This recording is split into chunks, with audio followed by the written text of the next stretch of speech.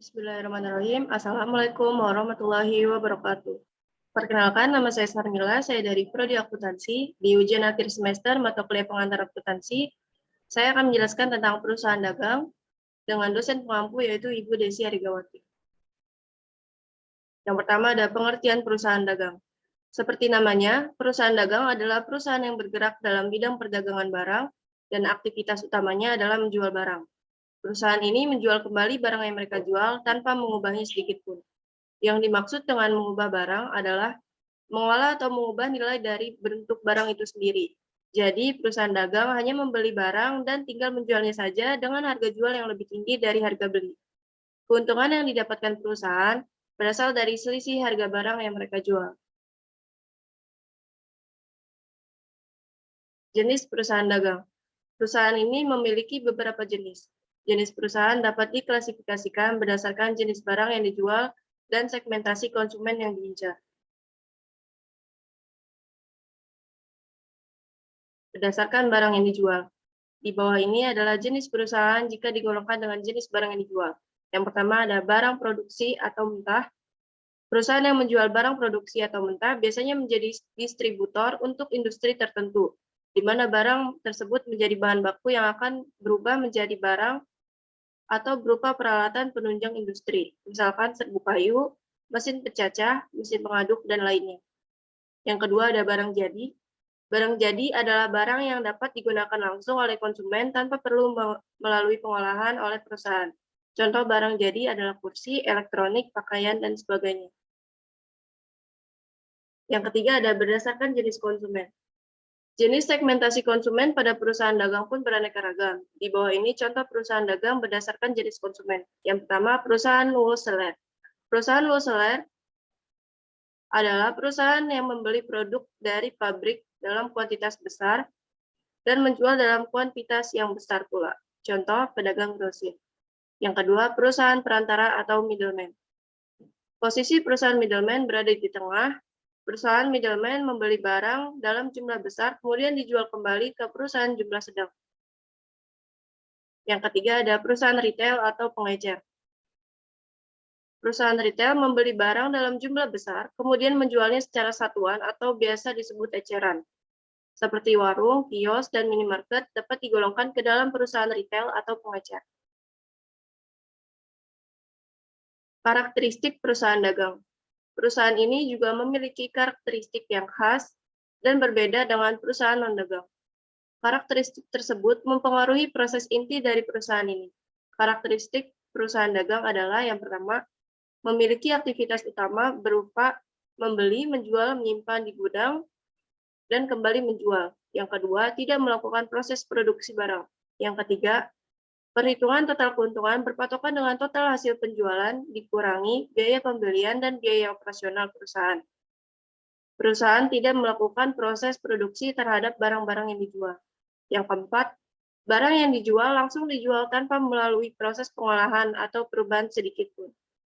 Dan yang terakhir, kegiatan akuntansi berlandaskan dengan akun persediaan barang, yaitu perhitungan harga pokok penjualan dan laporan laba rugi, memakai bentuk single step dan multi step.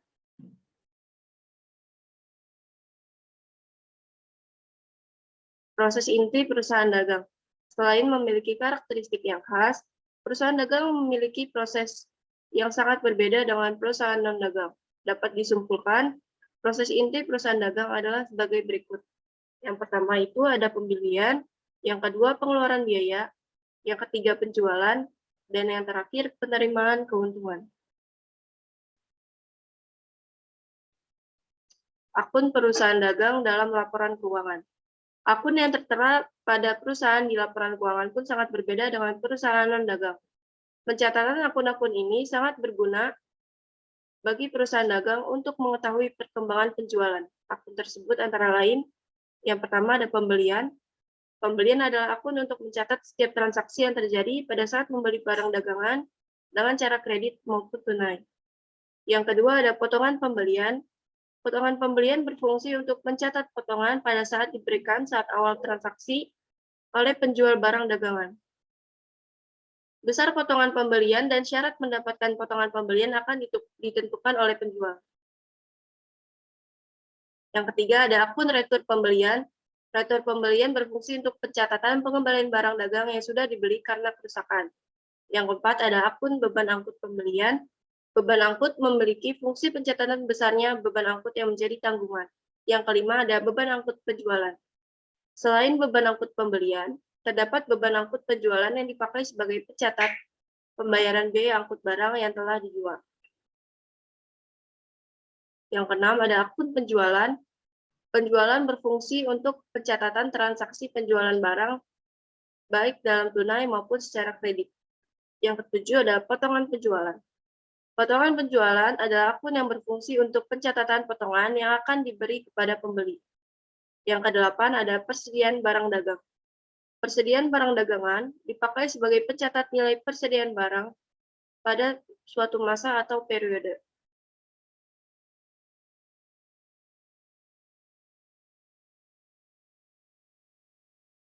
Contoh soal perusahaan dagang dua periode. Yang pertama, berikut transaksi yang terjadi pada PT Sarmila bulan Mei 2021 sebagai berikut. Tanggal 5 Mei dibeli barang dagang dari PT Sukses secara kredit sebesar 25 juta dengan syarat 2/10, N/30, dan beban angkut sebesar 300.000 dibayar tunai. Tanggal 7 Mei dijual barang dagang secara kredit sebesar 8 juta pada UD Indah Sahaja dengan syarat 2/10, N/30, harga pokok penjualan sebesar 6.800.000 dan beban angkut sebesar 250.000 dibayar tunai. Tanggal 9 Mei dikembalikan barang dagang yang dibeli dari PT Sukses karena barang tidak sesuai pesanan sebesar 3 juta rupiah. Tanggal 11 Mei dibeli barang dagang dari PT Bersama secara kredit sebesar 20 juta dengan syarat 2/10, N/30. Tanggal 13 Mei dibayar utang kepada PT Sukses atas pembelian barang dagang pada tanggal 5 bulan Mei tahun 2015. Tanggal 22 Mei dijual barang dagang secara kredit sebesar 5 juta kepada CV Bahagia dengan syarat 2/10, N/30, harga pokok penjualan sebesar 4.250.000 dan beban angkut sebesar 100.000 dibayar tunai. Tanggal 25 Mei diterima pelunasan piutang dari UD Indah Sahaja atas penjualan barang dagang pada tanggal 7 Mei. Pada tanggal 27 Mei dibayar utang kepada PT Bersama atas pembelian barang dagang tanggal 11 Mei. Dan yang terakhir, tanggal 30 Mei diterima pelunasan piutang dari CV Bahagia atas penjualan barang dagang pada tanggal 22 Mei.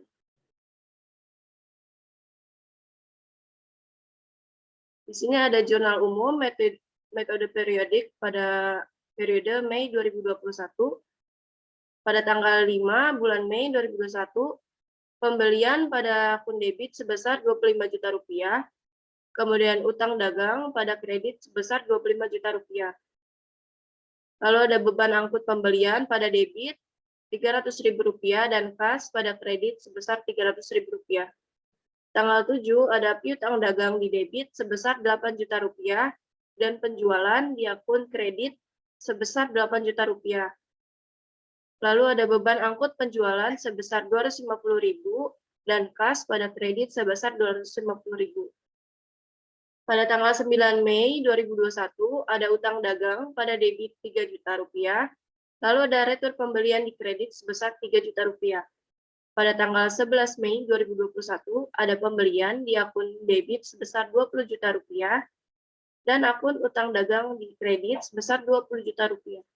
Tanggal 13 Mei tahun 2021, utang dagang pada debit sebesar Rp22 juta, akun kas pada kredit Rp21.560.000 dan potongan pembelian pada kredit juga sebesar Rp440.000.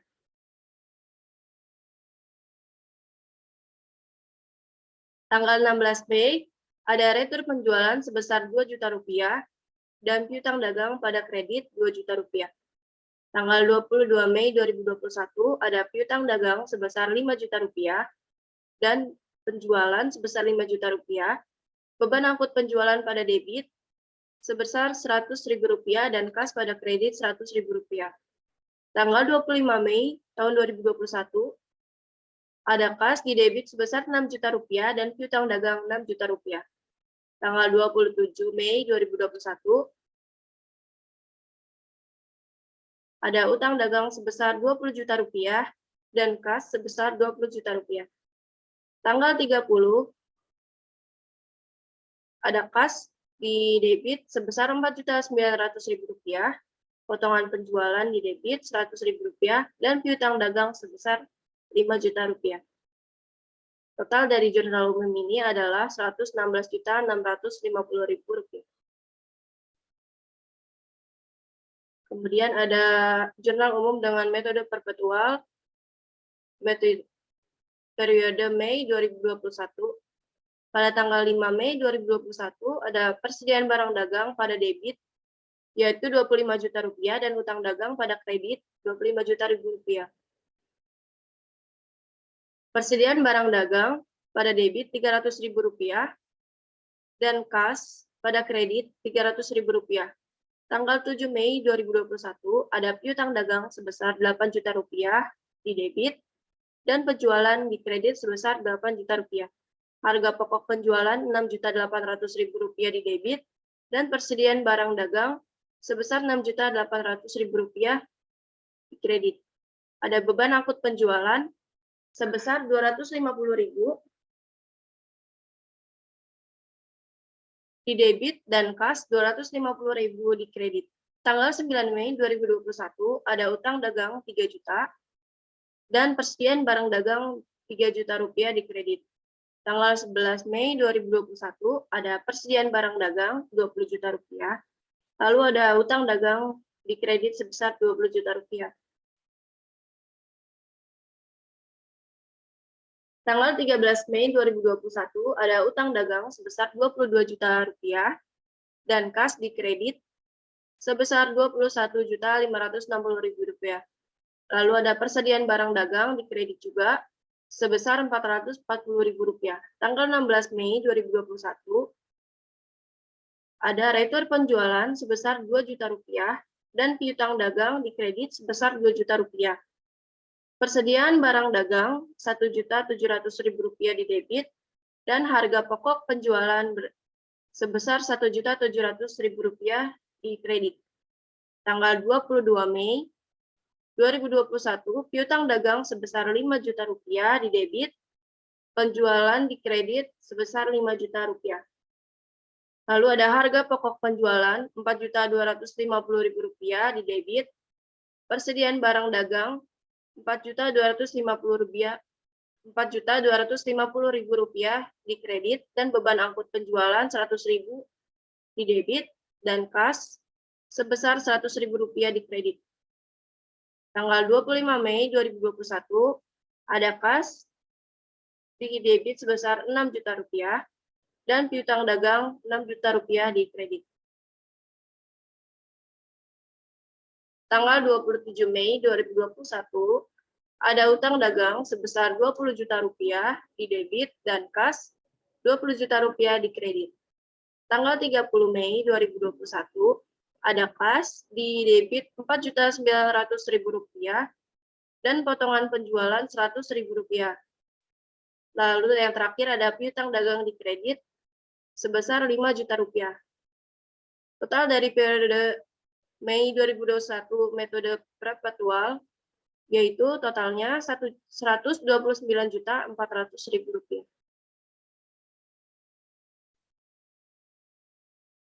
Itu dia tadi penjelasan dari perusahaan dagang dengan 10 soal dengan metode perpetual dan periode. Semoga ilmunya bermanfaat. Terima kasih. Assalamualaikum warahmatullahi wabarakatuh.